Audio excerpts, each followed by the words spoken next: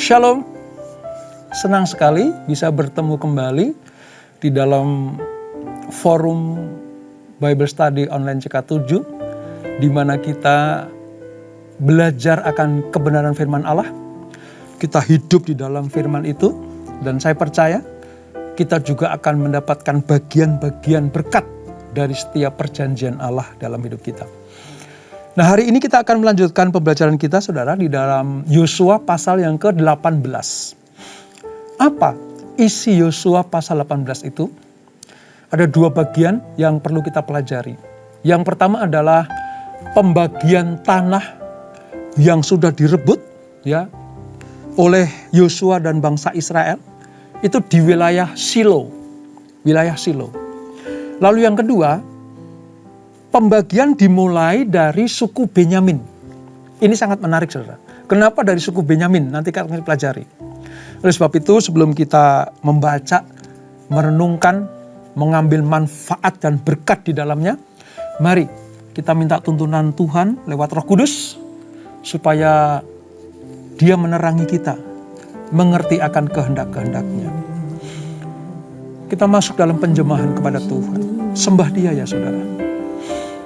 Sembah Allah yang agung dan mulia itu. Oh, terima kasih. Terima kasih Bapa. Terima kasih Tuhan. Kau Bapa yang baik.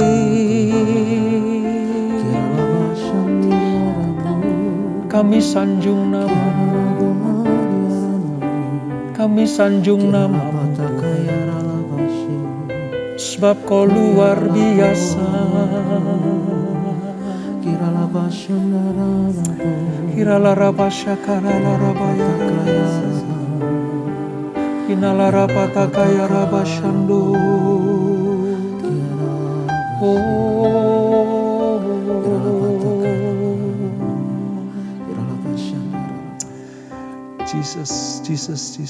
Jesus. Bapakku yang baik, Kau sangat ku cinta, lebih dari segalanya di dalam hidupku. Bapakku yang baik, Engkau yang ku perlu, Jesus. lebih dari segalanya. Kasih-Mu bagiku tak pernah berakhir, kasih setia-Mu selalu nyata dalam hidupku. Tak pernah berhenti berharap padamu, Yesusku, Kau segalanya. Amin Tuhan. Kau Bapa yang baik bagi kami.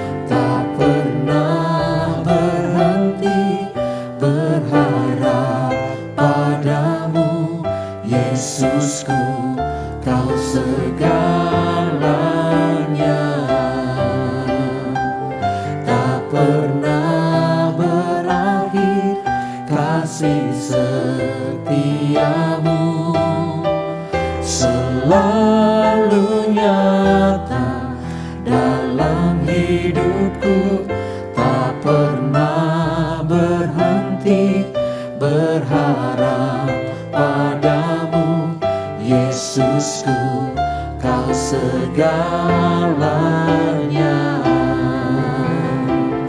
Tak pernah berakhir kasih setiamu, selalu nyata dalam hidupku, tak pernah berhenti berharap padamu, Yesusku, Kau segalanya. Yesusku, Kau segalanya. Yesusku, Kau segalanya. Kaulah segalanya dalam hidup kami. Oh, Kau segalanya.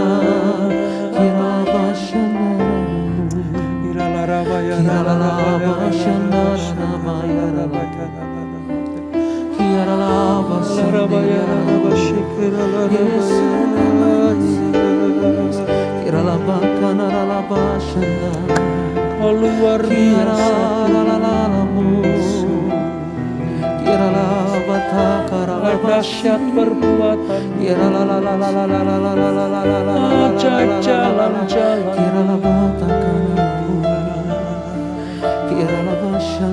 layak kami sanjung, layak kami puji Tuhan. Jalan-Mu tak terselami oleh setiap hati kami, namun satu hal ku percaya, ada rencana yang indah, tiada terduga kasih-Mu, heran dan besar bagiku, arti kehadiran-Mu selalu nyata di dalam hidupku. Penyertaan-Mu sempurna, rancangan-Mu penuh damai, aman dan sejahtera walau di tengah badai. Ingin ku selalu bersama, rasakan keindahan, arti kehadiran-Mu Tuhan. Penyertaan-Mu sempurna, rancangan-Mu penuh damai, aman dan sejahtera walau di tengah badai. Ingin ku selalu bersama, rasakan keindahan, arti kehadiran-Mu Tuhan. Penyertaan-Mu sempurna, rancangan-Mu penuh damai, aman dan sejahtera walau di tengah badai. Ingin ku selalu bersama, rasakan keindahan, arti kehadiran-Mu Tuhan. Haleluya. Penyertaan-Mu sempurna, rancangan-Mu penuh damai, aman dan sejahtera walau di tengah badai. selalu bersama, rasakan keindahan arti kehadiran-Mu Tuhan. Penyertaan-Mu sempurna, rancangan-Mu penuh damai, aman dan sejahtera walau di tengah badai. Ingin ku selalu bersama, rasakan keindahan arti kehadiran-Mu Tuhan. Arti kehadiran-Mu Tuhan. Arti kehadiran-Mu Tuhan. Haleluya, haleluya, haleluya. Sungguh kami rasakan Tuhan, hari demi hari, minggu demi minggu, bulan demi bulan, bahkan tahun demi tahun, penyertaan-Mu sempurna untuk kami semuanya. Dan rancangan-Mu adalah rancangan yang penuh dengan damai sejahtera, sukacita, dan berkat yang berlimpah. Terima kasih Bapak. Sebentar kami akan melanjutkan pembelajaran kami, supaya kami semakin hari semakin mengenal Engkau sebagai Allah dan Tuhan kami. Dengan demikian, semua rancangan-Mu, semua rencana-Mu terjadi dalam kehidupan kami. Kepada anak-anak-Mu yang taat dan setia. Kepada anak-anak-Mu yang rindu untuk semakin mengenal Engkau. Maka Allah sangat disukakan. Oleh sebab itu urapi kami Tuhan. Supaya apa yang kami baca, kami pelajari, menjadi berkat bagi kami semuanya. Di dalam nama Yesus, mari yang siap belajar firman Tuhan, sama-sama kita katakan, amin. Kita akan membaca di dalam Yosua pasal yang ke-18, mulai dari ayat 1 sampai ayat ke-7 dulu saudara. Ya, Perjanjian Lama halaman sekitar 252. Tentang apa? Tentang pembagian sisa tanah Kanaan di Silo. Ayat 1 sampai 7 demikian firman Tuhan. Maka berkumpullah segenap umat Israel di Silo. Lalu mereka menempatkan kemah pertemuan di sana. Karena negeri itu telah takluk kepada mereka. Jadi setelah wilayah Silo ditaklukkan, kemah pertemuan taruh di sana, saudara. Pada waktu itu masih tinggal 7 suku di antara orang Israel yang belum mendapat bagian milik pusaka. Sebab itu berkatalah Yosua kepada orang Israel, berapa lama lagi kamu bermalas-malas, sehingga tidak pergi menduduki negeri yang telah diberikan kepadamu oleh Tuhan Allah nenek moyangmu? Ajukanlah 3 orang dari tiap-tiap suku, maka aku akan menyuruh mereka, supaya mereka bersiap untuk menjelajahi negeri itu, mencatat keadaannya, sekadar milik pusaka masing-masing, kemudian kembali kepadaku. Sesudah itu mereka akan membaginya di antara mereka menjadi 7 bagian. Suku Yehuda akan tetap tinggal dalam daerahnya di sebelah selatan, dan keturunan Yusuf akan tetap tinggal dalam daerahnya di sebelah utara.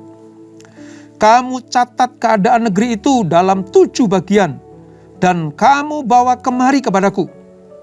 Lalu aku akan membuang undi di sini bagi kamu di hadapan Tuhan Allah kita.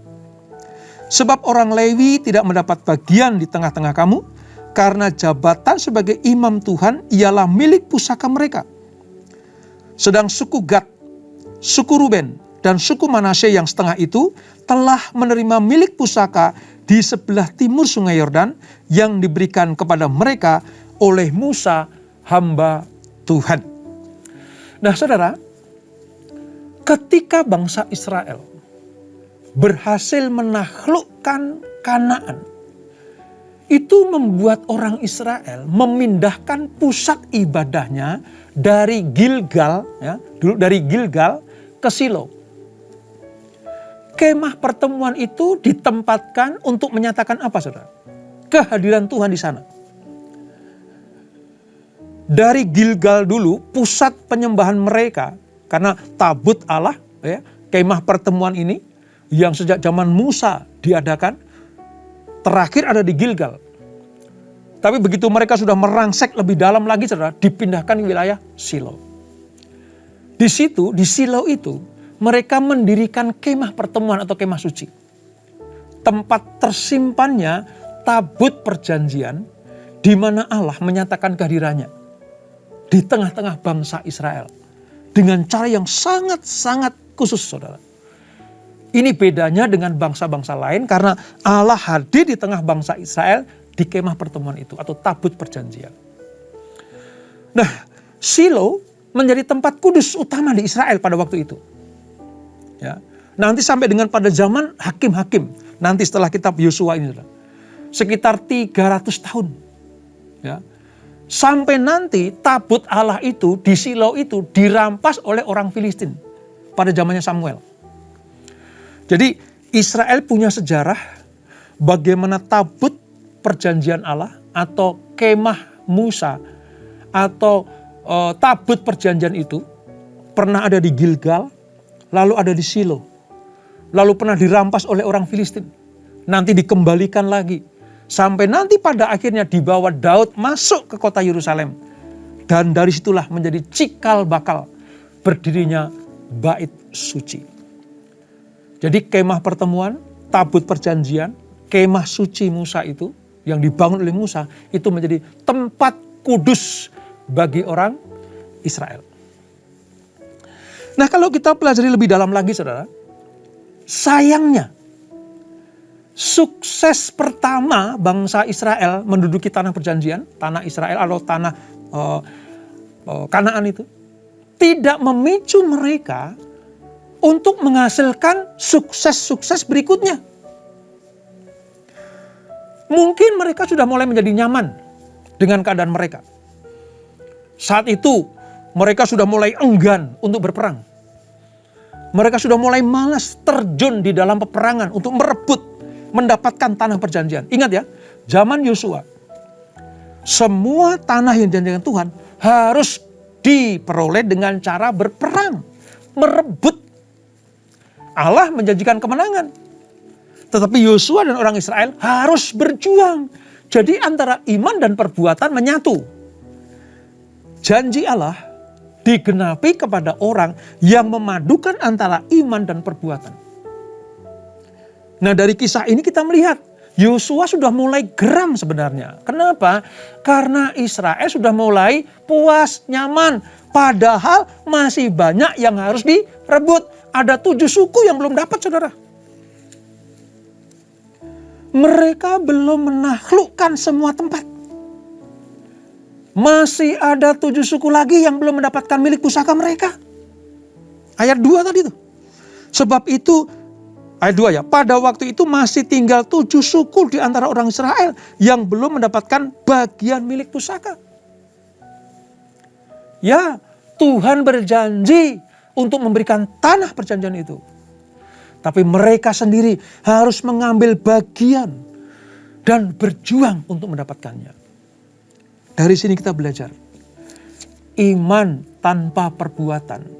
Surat Yakobus mencatat itu 0. Kita belajar sekarang. Beriman saja tidak cukup. Percaya saja tidak cukup. Harus ada tindakan konkret dan nyata. Untuk menggapai apa yang dijanjikan Tuhan kepada kita. Umat kesayangannya. Kita melihat cara Allah. Hatinya Allah. Ya. Kalau Israel berdiam diri ya selesai. Nggak akan merebut yang 7 bagian lagi. Kalau Israel cuma puas dengan hal itu, selesai. Sudah, hanya itu yang didapat. Padahal Allah menjanjikan tempat yang luas sekali. Seluas apa usaha kita untuk merebutnya, seluas itu pula bagian yang akan kita terima. Semakin kita berjuang, semakin kita berperang untuk mendapatkan bagian kita, maka ya itu yang kita peroleh. Oleh sebab itu Yosua mengingatkan. Yosua menegur. Berapa lama lagi? Dikatakan itu. Ya. Berapa lama lagi kalian akan berpuas diri seperti itu? Yang sudah dapat tanah, kamu mah enak-enak saja. Nah yang 7 saudaramu itu, yang 7 suku itu bagaimana? Dulu waktu engkau mendapatkan tanah perjanjian bagian kamu, yang 7 itu berjuang juga. Nah sekarang yang 7 akan mendapatkan, kamu juga harus ikut berjuang. Sebagai pemimpin, Yosua tentu merasa bertanggung jawab untuk menyelesaikan tugas menduduki tanah perjanjian itu. Termasuk membaginya untuk tiap-tiap suku. Karena itu dengan tegas di ayat 3, dia mengingatkan bangsanya untuk keluar dari kenyamanan dan kembali bergerak. Yosua juga mengatur strategi, saudara. Untuk apa? Mengintai dengan melibatkan semua suku yang harus mengirimnya, wakil-wakilnya. Dia membuat deskripsi rinci mengenai apa? Hal-hal yang harus dilakukan oleh para pengintai itu. Ya, jelas, nanti begini, nanti begini, nanti begini. Yosua dengan jelas mendeskripsikan itu. Tujuannya apa? Supaya Yosua dan bangsa Israel genap mendapatkan semua janji-janji Allah. Perintah ini diberikan Yosua ke bangsa Israel supaya semuanya mendapatkan bagian berkatnya. Yosua harus menyusun sebuah ekspedisi yang terdiri dari 21 orang. Karena 7 suku, masing-masing suku 3. Untuk membuat sketsa wilayah dalam 7 bagian. Sehingga apa? Nanti mereka mendapatkan apa yang sudah Tuhan tetapkan jadi milik mereka. Walaupun lewat undi nanti. Kita bisa melihat sekarang. Yosua bukan hanya tipe pejuang. Yosua bukan hanya tipe pinter perang, orang yang pinter perang. Tapi Yosua juga cerdik, pintar, cerdas, berhikmat. Karena secara rinci dia bikin sketsa wilayah. Deskripsinya diberikan secara jelas kepada bangsa Israel. Dari mana Yosua mendapatkan, saudara? Dari Tuhan. Kita bisa melihat bagaimana Tuhan pakai pemimpin satu ini, saudara. Allah sudah menyatakan, sama seperti aku menyertai Musa, hamba Tuhan itu. Demikianlah sekarang aku menyertai Yosua. Dan kemenangan demi kemenangan diperoleh oleh Yosua bersama dengan bangsa Israel. Tentunya lewat kepemimpinan Tuhan sendiri. Ini gambaran dari pembagian tanah wilayah di Silo dan merebut bagian-bagian 7 bagian lainnya. Kebanyakan memang orang itu senang di zona nyaman, saudara. Mereka berlama-lama tinggal di zona nyaman itu. Menurut mereka sudah bahagia, sudah cukup. Gitu. Padahal masih banyak yang dilakukan. Saudara dan saya tidak harus merasa cukup kalau hanya sekedar diselamatkan. Sekedar terima berkat. Saudara dan saya harus apa? Menggenapi rencana Allah lewat iman kita. Allah tidak mau kita tinggal di zona nyaman. Karena berada di zona nyaman bukanlah tanda keberhasilan iman. Kalau hanya sekedar zona nyaman jadi ukuran keberhasilan iman, saudara, ya hanya segitu yang didapat. Mungkin satu wilayah kecil, tapi buat hidup 12 suku Israel. Wah, betapa kacaunya. Tapi Allah selebar janji dan sepanjang janjinya itu, sebesar apapun janjinya, Allah sudah menyediakan untuk dinikmati. Tentunya apa? Melewat orang-orang yang tidak puas tinggal di zona nyaman. Itulah sebabnya karakter Yosua, pahlawan perang bagi Israel itu, memberikan perintah kepada mereka, jangan tinggal di zona nyaman. Jangan berpuas diri. Masih ada wilayah, masih ada tempat-tempat yang harus kita duduki. Kita rebut untuk berkat bagi keluarga besar kita. 7 suku yang lainnya. Kita belajar sekarang. Diselamatkan saja tidak cukup. Mendapatkan berkat keselamatan pribadi kita, itu bukan tujuan utama kita. Tujuan utama kita adalah selain kita diselamatkan, kita juga harus membagi kabar keselamatan kepada banyak orang. Perhatikan 7 suku itu. Perhatikan keluarga kita. Perhatikan saudara-saudara kita. Perhatikan tetangga kita. Perhatikan pegawai kita. Perhatikan orang-orang lain yang belum mendapatkan bagian keselamatan. Jangan tinggal di zona nyaman, menikmati berkat sendirian. Tujuan kita diberkati Tuhan supaya kita jadi berkat bagi orang lain. Inilah pelajaran yang kita petik dari ini, saudara. Kalau Allah berjanji, Dia pasti mengenapinya. Tapi kalau kita puas hanya dengan tinggal di zona nyaman, ya nggak akan dapat apa-apa. Hanya itu saja. Dan itu bagian orang-orang yang egois. Mementingkan dirinya sendiri. Kita diperintahkan Tuhan untuk memperhatikan orang lain. Berbagi. Berdoa untuk mereka. Ya, mengulurkan tangan kita kepada mereka. Karena tujuan kekristenan kita bukan hanya untuk diri kita, tapi juga kepada orang-orang lain, kepada keluarga kita. Seperti suku-suku yang lain sudah mendapatkan bagian, harus perhatikan suku yang lain juga. 7 suku itu artinya keluarga, kerabat, sanak famili. Juga nanti jadi berkat bagi banyak orang. Itu tujuannya, saudara. Nah, ketika 7 suku yang belum beroleh tanah itu, Allah membaginya lewat suku yang termuda dan yang terkecil, saudara. Mari kita lihat ya, sedikit ya. Di dalam ayat yang ke-11. Ya, ayat ke-11. Saya akan bacakan ayat ke-11 dari pasal 18 Yosua ini. Milik pusaka suku Benyamin. Saudara tahu ya, Benyamin itu yang terkecil, yang paling bontot dari anak-anak Yakub atau Israel.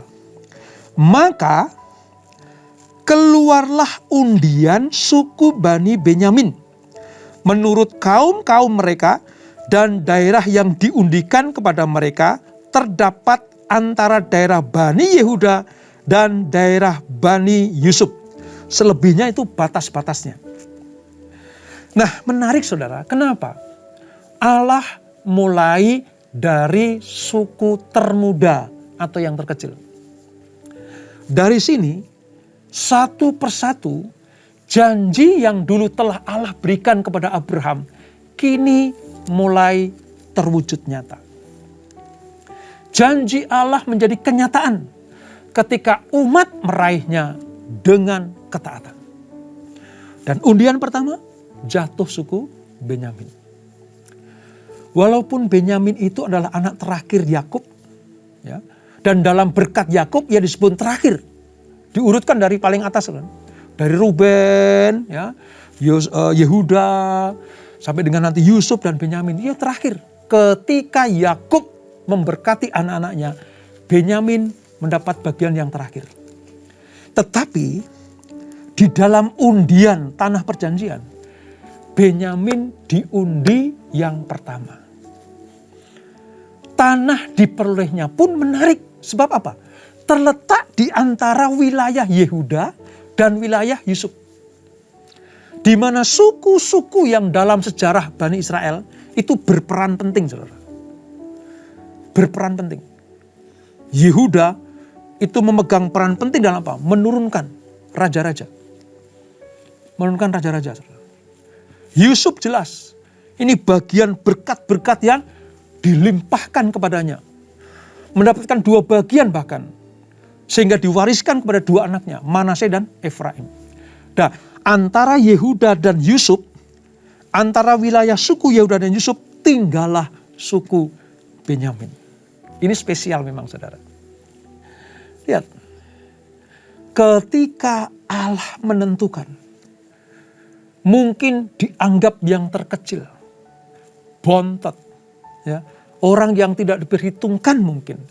Tapi ketika Allah menempatkan mereka, ketika Allah memutuskan untuk satu suku ini mendapatkan wilayah yang istimewa, maka Tuhan selalu memperhatikan orang-orang yang tidak diperhitungkan oleh manusia.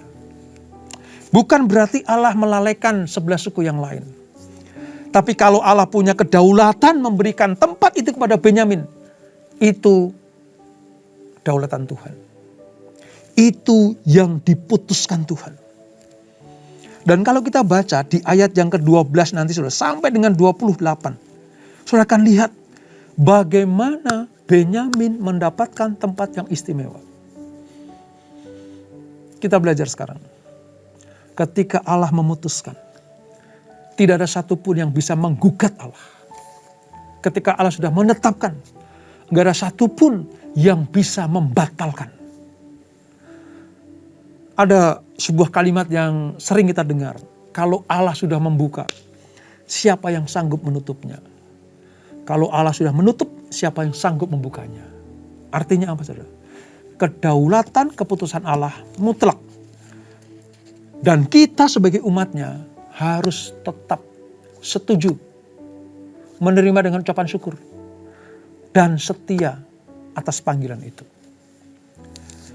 Benyamin memang bagian terkecil dari 12 suku itu, tapi mendapatkan tempat yang istimewa di antara suku Yehuda dan bagian dari suku Yusuf. Dari pembelajaran ini mari tetap fokus kepada Tuhan. Jangan tinggal di zona nyaman. Jangan puas atas keselamatan yang kita terima pribadi. Itu penting memang. Tapi lebih penting lagi adalah membagi keselamatan itu. Membagi kabar baik itu. Membagi kasih Allah itu kepada siapapun yang kita jumpai. Mulailah dari lingkungan kita. Mulailah dari sanak famili kita. Mulailah dari keluarga kita. Lalu keluar kepada orang-orang lain. Ingat amanat agung, pergilah jadikan semua bangsa muridku. Mulai dari mana, saudara? Yerusalem, itu keluarga. Yudea, itu bagian dari sesama kita yang satu iman. Samaria, mungkin orang-orang yang tidak sepaham seiman dengan kita. Lalu sampai ke ujung bumi. Artinya siapa saja. Siapa saja. Kita diberkati supaya menjadi berkat bagi banyak orang. Bagaimana kita bisa menjadi berkat bagi banyak orang kalau kita belum diberkati? Itulah sebabnya Yosua dengan tegas menyatakan, keluar dari zona nyaman. Rebut berkat itu supaya kamu jadi berkat. Dapatkan berkat itu supaya engkau menjadi berkat. Ini inti dari Yosua pasal yang ke-18. Engkau diberkati supaya menjadi berkat bagi banyak orang. Dan itulah Yosua 18. Kita tundukkan kepala. Bapa, terima kasih untuk anugerah-Mu. Kami mengerti sekarang bagaimana Tuhan merancangkan kami untuk mendapatkan berkat anugerah, kasih Tuhan, keselamatan dari Tuhan. Dan itu memang kami perlukan. Namun lebih daripada itu, Tuhan juga minta kita, kami umat-Mu, untuk membawa kabar baik itu. Menjadi terang dan garam dimanapun kami berada. Sama seperti Yosua menegur suku-suku yang lain yang sudah mendapatkan tanah perjanjian, mendapatkan bagiannya, warisan itu, milik pusaka itu. Mereka yang sudah mulai nyaman tinggal di situ. Mereka lupa. Masih ada 7 suku lain, saudara-saudaranya belum mendapatkan. Itulah sebabnya Yosua memerintahkan, kamu jangan tinggal di zona nyaman. Rebut bersama-sama. Ambil berkat Tuhan seperti yang dijanjikan. Dan jadilah berkat bagi banyak orang. Itulah perintah Tuhan kepada Yosua. Dan Yosua memberikan perintah itu kepada bangsa Israel. Sampai dengan kami pada masa-masa perjanjian baru ini. Kalau kami diselamatkan, kami mau membagi kabar baik itu. Supaya mereka pun diselamatkan Tuhan. Dari Yerusalem, keluarga kami. Yudea, sanak famili yang seiman dengan kami. Bahkan ke Samaria, orang-orang yang mungkin tidak seiman dengan kami. Dan sampai ke ujung bumi, Artinya siapa saja yang kami jumpai, supaya kami menjadi berkat bagi mereka. Terima kasih Bapak. Terima kasih Tuhan. Ajar kami selalu memikirkan keselamatan orang lain juga. Supaya kami tidak disebut sebagai orang yang egois, yang nyaman, tinggal di zona nyaman. Berkati anak-anakmu, berkati kami semuanya, berkati keluarga demi keluarga. Kami percaya kalau kami diberkati, kami mau menjadi berkat bagi banyak orang. Sebelum kami berpisah, kami siapkan hati kami terima berkat yang daripadamu. Kekasih Kristus, arahkan hatimu kepada Tuhan. Terimalah berkat kasih anugerah dari Allah Bapa yang berlimpah-limpah. Di dalam anaknya yang tunggal Tuhan Yesus Kristus. Dan persekutuan yang manis dalam Roh Kudus menyertai kita semuanya. Mulai saat ini sampai Maranatha. Tuhan Yesus datang untuk yang kedua kali menjemput kita semuanya. Bertemu di awan-awan yang permai. Menikmati kemuliaan kekal sampai selama-lamanya. Yang diberkati, sama-sama kita katakan amin. Amin. Tuhan Yesus memberkati.